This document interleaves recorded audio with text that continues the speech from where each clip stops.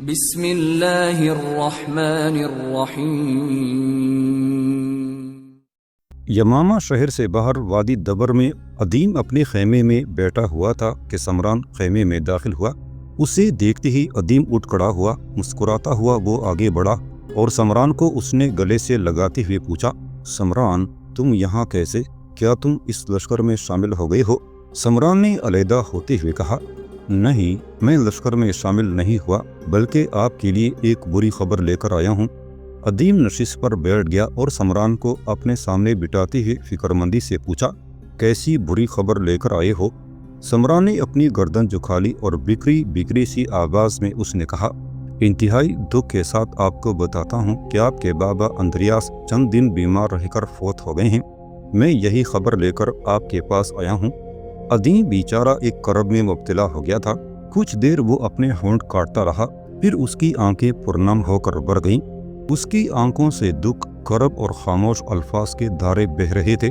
پھر اس نے سمران کو مخاطب کرتے ہوئے کہا، سمران میرے بھائی، اگر تم تھکاوٹ محسوس نہیں کر رہے ہو تو میں آج ہی دریا ابانا کی طرف کوچ کرنا پسند کروں گا۔ سمران نے کہا، آپ میری تھکاوٹ کا خیال نہ کریں، میں تو ابھی اور اسی وقت کوچ کرنے کو تیار ہوں۔ میں خود بہت جلد گھر پہنچنا چاہتا ہوں، پر آپ کو اب دریا ابانا کی طرف جانے کی ضرورت نہیں۔ میں نے مدینہ میں دبیر بن نخیس کے پاس آپ کا پتہ معلوم کیا تھا۔ اس کے بعد میں بنو سلیم میں ترمیت اور رمیتا سے ملنے گیا۔ دونوں نے کہا تھا ہم سیریا کو اپنے ہاں لے آئیں گے، لہٰذا رمیت سے کہنا وہ ہماری طرف ہی آئے۔ وہ دونوں اب تک سیریا کو اپنے ہاں لے آئے ہوں گے، اس لیے اب آپ دریا ابانا کے بجائے بنو سلیم کا رخ کریں۔ ادیم اٹھ کھڑا ہوا اور سمران سے اس نے کہا، سمران میرے بھائی، تم تھوڑی دیر بیٹھو، میں امیر سے مل کر اور یہاں سے روانگی کی رخصت لے کر آتا ہوں۔ ادیم باہر نکل گیا۔ تیز قدم اٹھاتا ہوا وہ خالد بن ولید کے خیمے کے پاس آ کر کھڑا ہو گیا۔ خالد اس وقت اپنے خیمے سے باہر یمامہ شہر سے باہر والے چند نئے تیروں کو الٹ پلٹ کر دیکھ رہے تھے۔ ادیم کو دیکھتے ہی انہوں نے نرمی سے پوچھا، آؤ رمینس، کیسے ہو تم؟ ادیم نے کہا، اے امیر، میرا ایک عزیز میرے لیے بری خبر لے کر آیا ہے۔ میرا باپ مر گیا ہے اور میں چند یوم کے رخصت پر جانا چاہتا ہوں۔ خالد بن ولید اٹھ کھڑے ہوئے اور ادیم کو انہوں نے گلے لگاتے ہوئے کہا، مجھے تمہارے باپ کے مرنے کا دکھ ہے۔ سنو، موت انسان کی سب سے بڑی گرسنگی زندگی کی شیرینی اور تلخی میں ایک یگانگت پیدا کرتی ہے۔ جس طرح ہم انہی آوازوں کو دہرا سکتے ہیں جو پہلے سے سنی ہوں، اور ہمارا حافظہ انہی پرچھائیوں سے دوچار کرتا ہے جنہیں ماضی میں ہم دیکھ چکے ہوتے ہیں، اسی طرح انسان کو انہی لوگوں سے زیادہ یگانگت اور الفت ہوتی ہے جن کے اندر وہ رہا ہو اور جن کی صورتیں ان کے حافظے پر منعکس ہوں۔ ایسے لوگوں کے بچھڑنے کا صدمہ بہت ہوتا ہے، لیکن انسان کو صبر کرنا پڑتا ہے کہ وہ مجبور ہے اور یہ قدرت کی مشیتی عزیزی ہے۔ خالد بن ولید کا شکریہ ادا کر کے ادیم اپنے خیمے کی طرف آیا۔ پہلے اس نے باہر بندے اپنے گھوڑے پر زین ڈال کر اسے تیار کیا، پھر خیمے سے اپنی ضروری اشیاء سمیٹ کر گھوڑے کی خرجین میں ڈالی اور سمران کی طرف دیکھتے ہوئے اس نے کہا، آؤ سمران، اب کوچ کریں۔ سمران اٹھ کھڑا ہوا اور اپنے گھوڑے کی باگ پکڑ کر اس کے ساتھ ہو لیا۔ دونوں ابھی اپنے خیمے سے چند قدم دور ہی گئے تھے کہ سامنے سے یوآم آتا دکھائی دیا۔ وہ بے حد خوش اور مسرور لگ رہا تھا۔ قریب آتے ہی یوآم نے خوش لہجے میں پوچھا، تم کہاں جا رہے ہو رمینس؟ میں تو تمہیں ایک خوشخبری سنانے آیا تھا۔ ادیم نے پوچھا، کیسی خوشخبری؟ یوآم نے کہا، ہیرا شہر سے میرا ہمسایہ مجھے ملنے آیا ہے۔ وہ بڑی مشکل سے مجھے تلاش کرتا ہوا یہاں پہنچا ہے۔ وہ مجھے صرف یہ بتانے آیا ہے کہ میرے ہاں لڑکا پیدا ہوا ہے۔ ادیم نے کہا، میں تمہیں مبارکباد دیتا ہوں۔ یوآم نے ادیم کے گھوڑے کی باگ پکڑتے ہوئے پوچھا، پر تم اس وقت کہاں جا رہے ہو اور یہ تمہارے ساتھ کون ہے؟ ادیم نے روتی آواز اور بکھرے لہجے میں کہا، یہ میرے عزیز ہیں، میرا باپ فوت ہو گیا ہے اور یہ مجھے لینے آئے ہیں۔ اندریاس کی موت کا سن کر چند ثانیوں تک یوآم کی گردن جھکی رہی، پھر اس نے سر اوپر اٹھایا اور اس کی پلکیں بھیگ گئی تھیں جنہیں خوش کرتے ہوئے اس نے کہا، میری بہن سیریا اب اکیلی رہ گئی ہوگی۔ کیا ایسا ممکن نہیں کہ تم اسے لے کر ہیرا شہر میں میرے پاس آ رہو؟ وہاں وہ میری بیوی نبات کے ساتھ خوش رہے گی۔ ادیم نے کہا، یوآم، میں تمہارا ممنون ہوں، میرے کچھ عزیز بنو سلیم میں رہتے ہیں، وہ سیریا کو پہلے ہی اپنے ہاں لے گئے ہیں۔ اس وقت میں دریائے ابانا کی طرف نہیں بنو سلیم کی طرف جا رہا ہوں۔ ادیم نے اپنے گھوڑے کو ہانک دیا۔ جب تک ادیم اور سمران اسے نظر آتے رہے، یوآن بیچارہ وہیں کھڑا ہو کر انہیں دیکھتا رہا۔ جب وہ خیموں کے اندر اس کی نگاہوں سے اوجھل ہو گئے تو وہ سر جھکائے اپنے خیمے کی طرف جا رہا تھا۔ سورج کافی بلند ہو گیا تھا کہ ترمیت اور رمیتا سیریا کو لے کر اپنی حویلی میں داخل ہوئی۔ جس وقت ترمیت اپنے گھوڑے سے اتر کر سیریا کے اونٹ کی رسی اس کے گھٹنے پر مار کر اسے بٹانے کی کوشش کر رہا تھا، اندر سے اس کی ماں نیابوس نکل آئی۔ اتنی دیر تک ترمیت نے اونٹ کو بٹھا دیا۔ رمیتا بھی اپنے گھوڑے سے اتر چکی تھی۔ نیابوس کو اپنی طرف آتے دیکھ کر ترمیت نے کہا، سیریا میری بہن، یہ میری ماں ہے، ان کا نام نیابوس ہے۔ سیریا فوراً اونٹ سے اتر گئی۔ نیابوس جب قریب آئی تو ترمیت نے اس سے کہا، اے میری ماں، یہ میری بہن رمینس کی بیوی سیریا ہے۔ اس موقع پر نیابوس کے چہرے پر گہری مسکراہٹ پھیل گئی تھی۔ تیز تیز قدم اٹھاتے ہی وہ آگے بڑھی اور سیریا کو اپنے ساتھ لپٹا کر وہ اسے پیار کر رہی تھی۔ رمیتا دونوں گھوڑوں کو استبل کی طرف لے گئی، جبکہ ترمیت اونٹ پر لدا ہوا سامان کھول کر اتارنے لگا تھا۔ پھر نیابوس نے سیریا کو علیحدہ کرتے ہوئے کہا، اے میری بیٹی، اب تم اس حویلی کو اپنا گھر جانو۔ اس حویلی میں تمہاری حیثیت ایک بہو کی سی اور رمینس میری نگاہوں میں ایک بیٹے جیسا ہوگا۔ سیریا میری بیٹی، تیرے شوہر رمینس کے مجھ پر بڑے احسانات ہیں۔ اب تم دونوں یہیں رہو گے، کہیں جگہ جگہ بھٹکنے نہ دوں گی۔ اے میری بچی، مجھے دکھ ہے کہ رمینس کے باپ اور تجھے وہاں تنہائی کی زندگی گزارنا پڑی۔ اب اس گھر میں اپنے آپ کو اس گھر کا فرد جان کر رہنا میری بیٹی۔ اتنی دیر تک رمیتا دونوں گھوڑوں کو استبل میں باندھ کر آ گئی۔ نیابوس نے اس بار اسے مخاطب کرتے ہوئے کہا، رمیتا میری بیٹی، میں نے حویلی کے دائیں طرف والے دونوں کمروں کو خالی کر کے ان کی خوب صفائی کر دی ہے۔ سیریا کا سارا سامان انہی دونوں کمروں میں رکھوا دو۔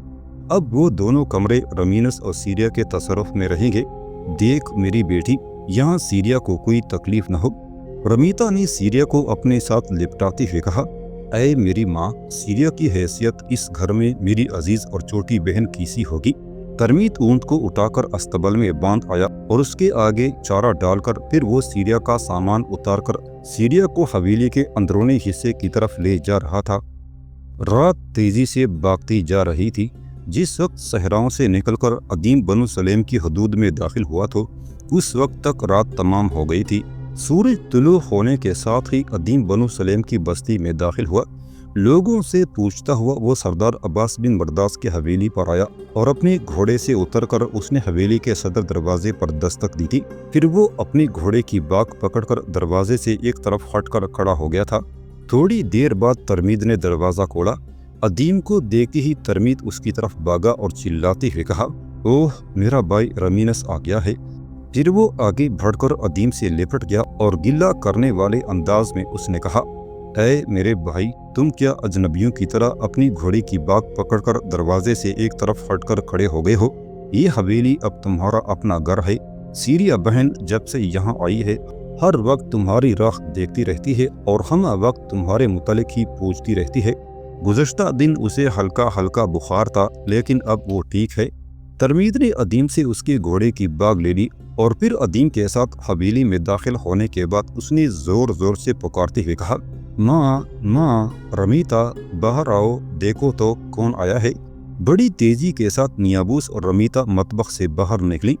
نیابوس بھاگ کر آگے بڑھی اور ادیم کی اس نے پیشانی چوم لی تھی۔ ادیم نے پہلے رمیتا کے سر پر ہاتھ پھیرا، پھر اس نے حیرت و تعجب سے نیابوس کو مخاطب کرتے ہوئے پوچھا، اے نیل کی بیٹی؟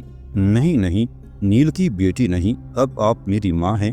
اے میری ماں، آپ یہاں حویلی میں کیسے؟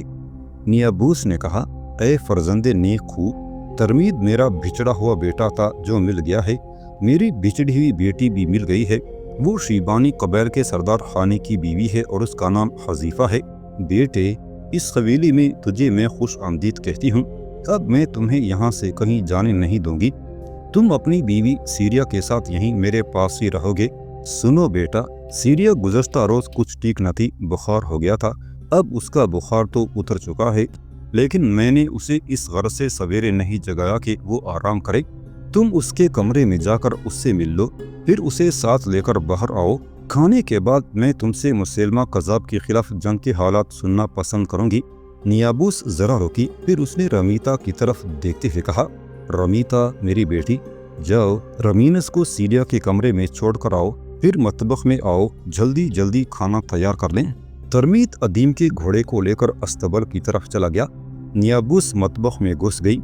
रमीता अदीम को लेकर हवेली के अंदरूनी हिस्से में आई और अदीम को सीरिया का कमरा दिखाकर वो वापस लौट गई। अदीम कमरे में दाखिल हुआ। उसने देखा कमरे के अंदर सीरिया अपनी बिस्तर पर गहरी नींद सोई हुई थी। अदीम आगे बढ़ा और सीरिया का बाजू अपने हाथ में लेकर देखा।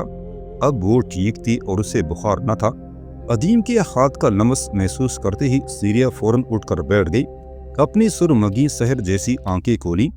अदीम को अपने सामने देखकर उसे ताज्जुब हुआ। एक लम्हे को उसने अदीम की तरफ ऐसे देखा जैसे राख बनकर वक्त की आंखों में गिरकर उसे रोक देगी और खुद खुशबू भरी ओस बनकर अदीम के कदमों में बिखर जाएगी। पर अचानक ही शायद अंद्रियास की मर के बायस उसकी हालत बदलने लगी। वो बिखरी पटी तस्वीर की तरह हो गई थी। थोड़ी देर कबल जहां नींद की हालत में उसके होंठों से तबस्सुम के बोसे टपक रहे थे, वहां अब नींद से आशना आंखों में जहर आलूद जज्बे काम कर रहे थे। फिर सीरिया की आंखें बरस पड़ी और उनसे कतरा कतरा फलक से गिरती ओस की तरह आंसू गिरने लगे थे। फिर अचानक उठ खड़ी हुई और अदीम के कंधे पर सर रखकर धाड़े मार मार कर रोने लगी थी। अदीम ने उसे तसल्ली देने के अंदाज में कहा, सीरिया, अब तुम कुस्तुनतुनिया में नहीं हो, हम अब अरब के सहराओं में हैं और बिल्कुल महफूज हैं। तुम अपने उस जेवर को पहना करो जो अपने साथ लेकर आई हो।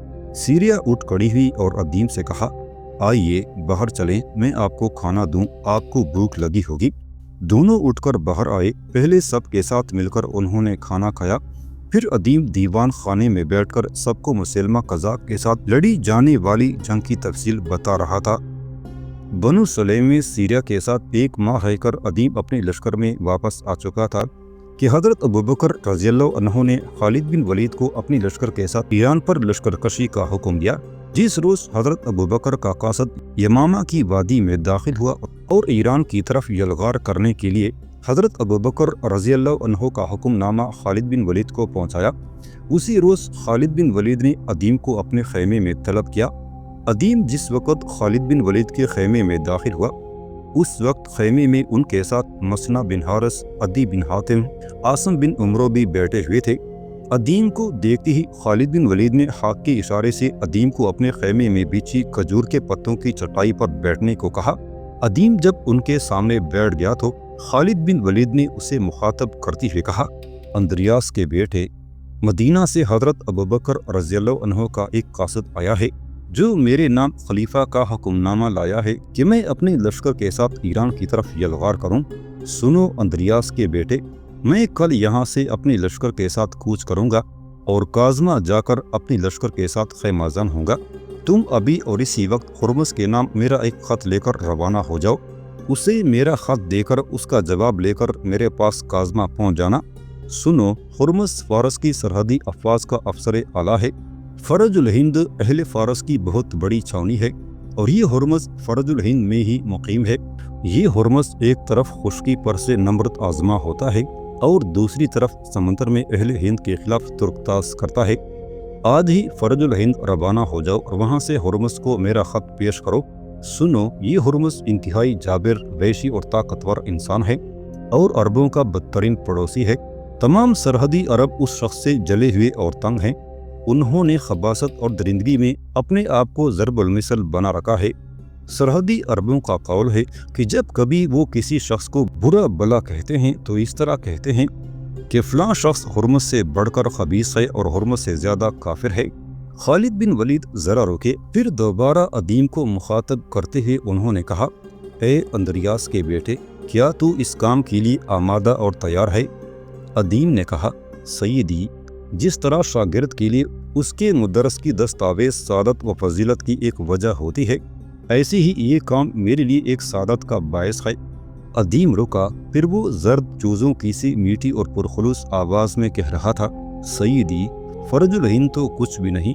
ऐसे काम के लिए अगर मुझे लाखों करनों की लंबी और अंधी मुसाफत के उस पार जाना पड़े تو بھی ایسے مقدس کام کے لیے میں ہم وقت تیار اور آمادہ ہوں۔ اے امیر، کبھی میں ایک بے کارواں مسافر کسی دور نگر کا راہی اور بے منزل بن جا رہا تھا۔ میں ایسا راحیل تھا جس کی کوئی منزل نہ ہو، کوئی ساتھی نہ ہو، تنہا تنہا اور اکیلا اکیلا ہو۔ پر اب میں اپنی ملت، اپنی قوم کے افراد میں سے ہوں۔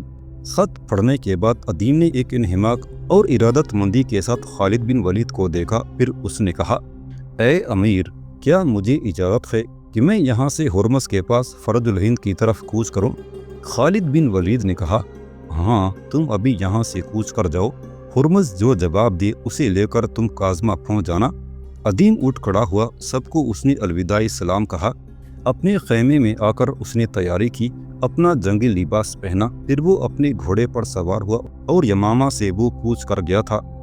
شام سے کچھ پہلے ایران کی سرحدوں کا افسر اعلیٰ ہرمز شکار سے لوٹا اور قیامگاہ میں آیا تو اس کے ایک خادم نے اس کے گھوڑے کی باک پکڑتے ہوئے کہا، آقا، مسلمانوں کے ایک جرنیل خالد بن ولید کی طرف سے ایک قاصد یمامہ سے یہاں آپ کے پاس اس کے نام کا ایک خط لایا ہے۔ میں نے اسے دیوان خانے میں بٹھا دیا ہے، کیا آپ اس سے ملنا پسند کریں گے؟ ہرمز نے تلخ لہجے اور سخت آواز میں کہا، تم گھوڑے کو استبل میں لے جاؤ، میں دیوان خانے میں اس سے مل لیتا ہوں۔ وہ خادم گھوڑے کو استبل کی طرف لے گیا، جبکہ ہرمز دیوان خانے میں داخل ہوا۔ اندر عدیم ایک گدی دار نشست پر بیٹھا ہوا تھا۔ ہرمز کو دیکھتے ہی عدیم اٹھ کھڑا ہوا اور مصافحہ کے لیے اپنا ہاتھ آگے بڑھایا۔ ہرمز نے بڑے ہوئے ہاتھ کو غور سے دیکھا، اسے کوئی اہمیت نہ دی۔ مصافحہ کیے بغیر وہ عدیم کے سامنے ایک نشست پر بیٹھ گیا تھا اور غور سے عدیم کی طرف دیکھتے ہوئے اس نے پوچھا، تم کون ہو؟ تمہارا نام کیا ہے اور کس غرض سے یہاں فرج الہند میں میرے پاس آئے ہو؟ میں ہرمز ہوں، عدیم نے کہا۔ میرا نام رمینس بن اندریاس ہے، میں یمامہ سے آپ کے پاس امیر خالد بن ولید کا خط لے کر آیا ہوں۔ ساتھ ہی عدیم نے خط کھول کر ہرمز کی طرف بڑھا دیا۔ ہرمز نے اپنے ترجمان کو طلب کیا، اس سے خط سنا، پھر اس نے ترجمان کو باہر بھیج دیا اور خط کو پرزے پرزے کرتے ہوئے غصے میں اس نے کہا، یہ کیسی تعجب کی بات ہے کہ خانہ بدوش قوم کا ایک فرد یمامہ میں بیٹھ کر مجھے دھمکی دیتا ہے، ہمیں اپنا مذہب قبول کرنے کی دعوت دیتا ہے اور انکاری کی صورت میں نتائج کی تنبیہ بھی کرتا ہے۔ شاید اس کی ابھی تک کسی سے جنگ نہیں ہوئی جو اس نے ایسا لہجہ اختیار کیا ہے، ورنہ اسے خبر ہوتی کہ ایران جیسی قدیم اور عظیم سلطنت کے خلاف جنگ کرنا اپنی بربادی کو دعوت دینے کے مترادف ہے۔ تم چراگاہیں تلاش کرنے والے اور جگہ جگہ اپنے ریوڑ چرانے والے لوگ ہمیں جنگ کی دھمکی دیتے ہو۔ تمہارے اس قدر وسائل ہیں کہ تم ایران جیسی مملکت سے جنگ چھیڑ کر اسے جیتنا تو کجا جاری بھی نہ رکھ سکو گے۔ عدیم نے کہا، اے ہرمز، عرب بے شک خانہ بدوش اور گڈریے ہیں، پر ان خانہ بدوش اور گڈریوں میں خداوند نے ایک نبی برپا کیا جس نے خداوند عالم کا پیغام ہمیں سنایا اور اسلام کی روشنی سے بہراور کیا۔ ہرمز نے اور زیادہ تلخ لہجے میں کہا، اگر تم سفیر بن کر نہ آئے ہوتے تو میں ہرگز تم کو ایسی گفتگو کرنے کی اجازت نہ دیتا۔ یہاں سے چلے جاؤ اور اپنے امیر جسے تم خالد بن ولید کہتے ہو اسے جا کر کہنا کہ ہم رزمگاہ میں اس کے سامنے آئیں گے اور ان کی ساری خواہشوں کو ایک کرب میں مبتلا کر دیں گے۔